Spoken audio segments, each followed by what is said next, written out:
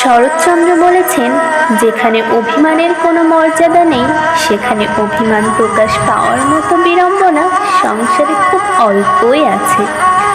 আমরা অভিমান তার সাথেই করি যাকে আমরা ভালোবাসি, আর এজন্যই করি যেন সেই মানুষটা আমাদের বোঝার চেষ্টা করে, আমাদেরকে আরও বেশি করে ভালোবাসে।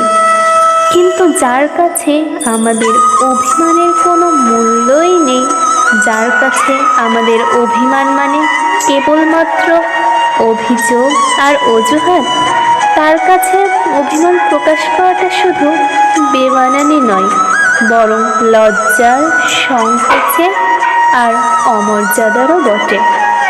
একটা সম্পর্ক তখনই সুন্দর হয় যখন তাদের মধ্যকার বোঝাপড়াটা সুন্দর হয়। ভালো থাকো ভালোবাসা, ভালোবাসার মানুষগুলো যত্নে থাকুক।